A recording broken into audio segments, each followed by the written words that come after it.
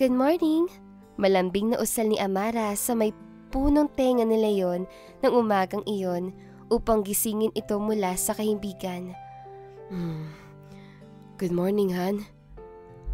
Kumilos ang binata paharap sa kanya at akmang yayakap. Amara. Para lang magulat sa nakita. She wore nothing, maliban sa matamis na ngiting nakapagkit sa kanyang mga lapi. Umaalingasaw din ang mabangong sabon at shampoo na ginamit niya sa pag-shower, habang ang mahaba niyang buhok na bahagya pa lang natuyo ay nakasabog sa kanyang balikat at katawan at bahagyang tumatakip sa isa niyang dibdib na walang anumang takip. Napangiti siya sa nakitang reaksyon nito. Mamayang hapon na dadaong sa pier ang barko, hindi pa? Marahan niyang hinila ang kumot na nakatakip sa kaubaran nito. At naisip ko, gusto kong maging memorable sa iyo ang huling araw natin dito sa barko. Then, she sat on his lap. Hindi makakibo si Leon. He has his art on, na natural lang sa lalaki sa umaga sa paggising nito. Pero, sa nagisnang iyon, lalong nabalisa ang binata. Han, ang aga-aga naman. Natatawang wika ni Leon. Ayaw mo? Malambing yung tanong, pero sinimulan ng halika sa pisngi ang binata. Ayaw? Ako pa. Halika nga. Akmang hihilain nito ang dalaga pahiga sa kama. No way! Pero nanunulak siya. Han, akala ko ba, not this time, babes. Let me do this time. Ha? Pilya ang ngiti at kisnap ng mga mata niya, nanunodyo ng aakit. Han, you don't have to do that. Ako na ang... Shut up! Asik niya. Napangiti na lang si Leon, pagkuway hinayaan na lang siya sa nais gawin. Maya-maya ay kusa nang napapikit ang binata, ninanamnam ang mga kiliti. At nang matagpuan ang hinahanap, marahan iyong dinama. Napagod si Leon, muli itong nakatulog. Nangingiti si Amara habang sinusulyapan ang mahimbing na binata. Mamayang hapon pa naman ang daong na barko sa pier. May kaunti pa silang panahon para patuloy na dagdagan ang matatamis sa alaala ng pag-iibigan nila sa barkong yon. Pero kailangan munang magpahinga ni Leon para mamaya ay may nasulyapan ang dalaga. Laptop ni Leon. May baon nga pala siyang internet broadband. Pwede ko sigurong buksan ng email ad ko. Baka may message sa akin na mga kaibigan ko. At pinakaalaman ni Amara ang gamit ng binata na akala niya ay simpleng gamit lang nito. Para lang mapahumindig sa nakita na mabuksan na iyon, hindi niya inaasahan ang mga files na nakalagay sa hidden files na hindi sinasadyang nabuksan niya. Halika na. Bahagyang nilingan ni Amara si Leon. May tanong na namumuo sa kanyang isipan, pero hindi niya alam kung paano sasabihin dito. Amara, okay ka lang? Malambing nitong tanong nang akayin na siya dahil hindi siya kumilos. Okay lang. Pero bakit ang ganyan ng reaksyon mo? Parang may problema ka ba? Umawang ang kanyang bibig. May nais itanong. Wala. I won't believe you. Natatakot ka bang bumaba ng barkong ito dahil baka makita ka ng mga naghahanap sa iyo? Tumitig siya sa mga mata ni Leon. Sa iyo ako natatakot. Hindi ko alam ang iisipin ko ngayong nalaman ko na ikaw pala ang naatasang humanap sa akin. Parang ganoon. Then don't. Kahit naman makita ka ng mga naghahanap sa iyo, hindi kita ibibigay. Halika na, bababa na tayo. Inilahad nito ang palad sa kanya. Sige, sa huli, minsan pa ay pikit mata niyang tinanggap ang palad ito.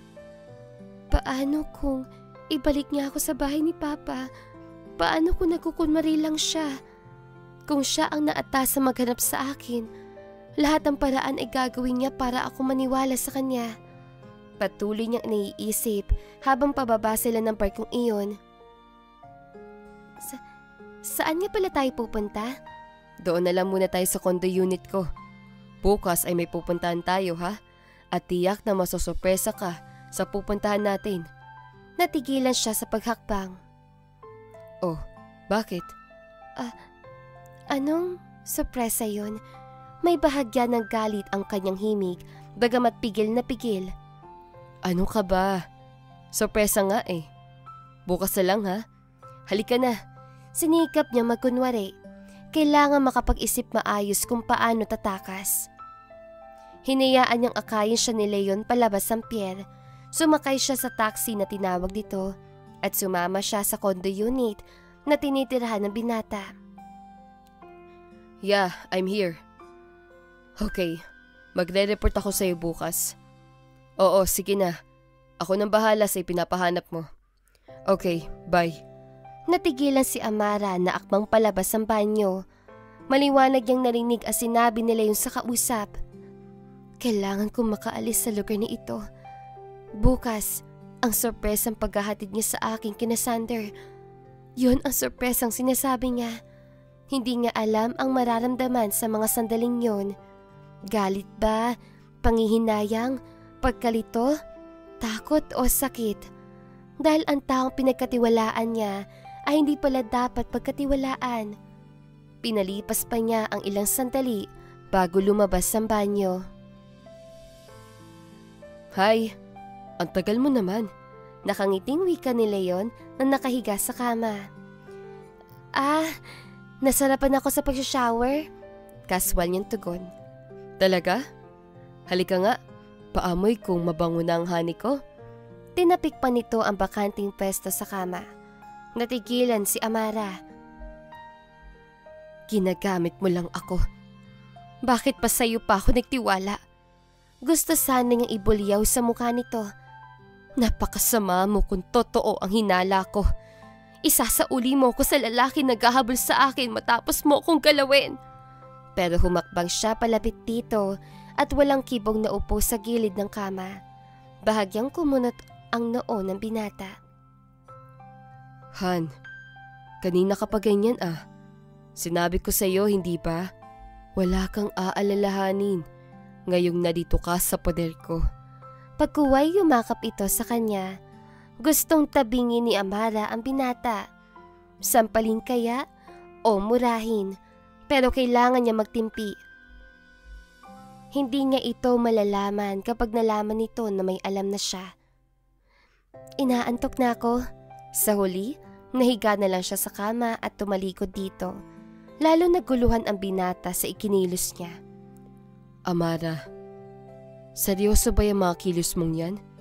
Pagkuway nahiga na rin ito at yumakap sa kanya. Huwag mo na lang akong pansinin, Leon. Mawawala rin ito. Naninibago lang talaga ako. Saan? Dito sa condo unit ko? Nasanay ka ba sa cabin? Biro pa nito habang hinahalik-halikan ang buhok niya. Minsan pa ay gusto sana ng dalaga na tabigin ito para iwasan ang ginagawang paghalik sa kanya. Siguro. Hayaan mo. Bukas ay may pupuntahan tayo na tiyak na ikagugulat mo. Pero sa ngayon, marahan nitong kinabig paharap ang dalaga. Gusto kong iparamdam uli sa iyo ang pag-ibig ko. Leon, tigla siyang nalito. Nabanaag na naman siya sa kislap ng mga mata nito ang pag-ibig na lagi nitong sinasabi. Dito sa condo unit ko, hayaan mong ipadama ko sa iyo kung gaano kita kamahal. That way, baka makatulog ka na rin at hindi ka na mamamahay. Ha? Pagkawika noon ay marahang lumapat ang mga labi nito sa mga labi niya. At ito ang pagkakataong mas kinatatakutan ni Amara. Ang minsan pa siyang ipagkanulo na sariling puso dahil sa kabila ng mga natuklasan, hindi na pala niya maitataboy ang damdaming ipinakilala sa kanya ni Leon. Tila wala sa sariling tinugon niya ang halik nito at minsan pa hinayaan niyang angkinin siya ng binatang kahit na traidor ay bakit parang hindi pa rin niya kayang kamuhian. Hahayaan ko siyang mapagod para mahimping. At kapag nahimping na siya, tsaka ako aalis. Hindi na niya ako makikitang muli pagkatapos ng gabing ito. Sa loob-loob niya nang iyakap na rin ng mga braso sa leeg nito at minsan pang tanggapin ang ulos ng pag-ibig na ipinadarama nito. Good morning, hon. Breakfast in bed. Napamaang na lang siya. Oh gosh, nakatulog ako. Ako ang nahimbing. Gimbal siya sa realisasyong iyon. Paano pa ako makakatakas ngayon? Oh, bangon na. Mag-shower ka na muna. Then, tsaka tayo kakain, ha? Parang hindi naririnig ni Amara ang sinasabi nito. Kung nagawa niya maging kalmante kahapon, parang hindi na niya kayang gawing ito ngayon. Parang gusto na niyang sigurin si Leon, murahin, pamukaan. Amara, ano ba? May problema ka talaga, ano? Napakurap siya. Nasa tabi na pala niya ang binata at hindi pa niya namalayan. Leon, ano pa talagang plano mo sa akin? Nagsimula na siyang mapaiyak. Ang galit at pangambang na sa puso na hindi mailapas ay naibulalas ang kanyang mga luha. Plano? Natigilan ang binata at masuyo nitong hinawakan ng kamay niya at hinalik-halikan. Sige na nga. Sasabihin ko ng sorpresa ko sa'yo para gumanda naman yung mood mo. May pupuntahan tayo ngayon sa kaibigan kong Wes. Magpapakasal tayo. Ha? Gulat na gulat siya sa sinabi nito at saglit na nahinto ang pag-iyak. Gusto kong makasiguro. Makita ka na kahit na ng papa mo at ang lalaki nag-ahalbi sa'yo ay wala na silang magagawa. Hindi ka na nila maaagos sa akin. Hindi ka na nila mababawi. Leon, totoo? Tila lalo siyang nalito. Kilala ko ang papa mo, pati na ang lalaki naghahanap sa iyo at pinipilit kang pakasal. And I have a confession to make. Alam mo naman ang trabaho ko, hindi pa? Minsan ay may mga taong ipinahanap sa akin at nagkataong habang naglalayag tayo, sakay ng barkong yon, ay may dumating sa aking order na hanapin ng isang taong nawawala.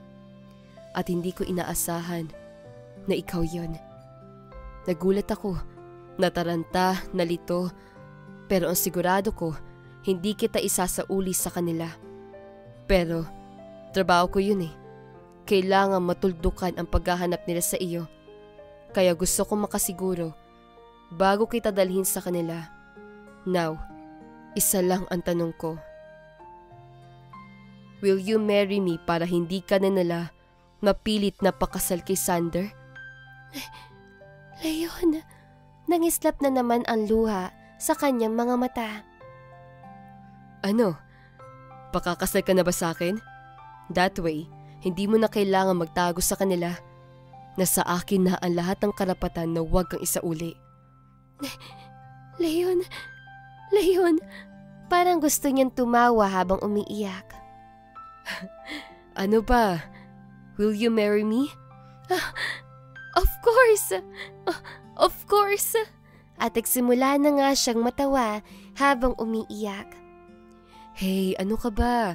Kanina ay... Hindi na natapos si Leo ng iba pang sasabihin. Sinalubong niya ng halik ang mga labi nito. Oo, pakakasal ako sa iyo.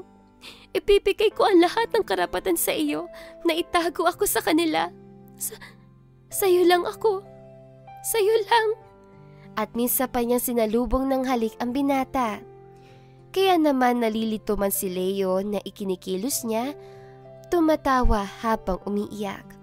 Tinugon na lang nito ang halik na iyon. At sigurado si Amara, si Leo lang talaga ang may kakayahan na protektahan siya sa kahit na sinong gustong gumulo sa kanyang buhay. Makalipas ang 2 taon, tahimik at masaya nang namumuhay sina Leon at Amara sa isang bubong. Kasama ang kanilang anak na si Leah, na sa tingin pa lang ay kakambal na mga ngiti nilang dalawa. Natanggap na rin ng papa ni Amara si Leon, lalo na nang ito mismo ang tumulong upang ibangon ang mga nalugay negosyo ng pamilya. Hindi man agad, pero sa huli nakita ng ama ni Amara kung gaano kalaki ang pagmamahal ni Leon sa kanyang anak. at kung paano ito ang naging sandalan niya noong panahon siya ang nawalan. Sa isang simpleng salo-salo sa garden ng bagong tahanan nila, habang buhat ni Leon si Leah at nakayakap sa kanya si Amara, sinabi ng kanyang ama, "Salamat, Leon. Akala ko dati, ikaw ang problema. Hindi ko alam, ikaw pala ang solusyon." Nagkatinginan ang mag-asawa at sa mga mata nila, naroon ang kasagutang matagal ng malinaw. Totoo pala, may mga pag-ibig na nagsisimula sa takot pero nagtatapos sa tahanan. At dito na po nagtatapos ang kwento ni Leon at Amara. Sana ay muli niyo akong samahan sa mga series stories na nais kong ibahagi sa inyo. Maraming salamat po!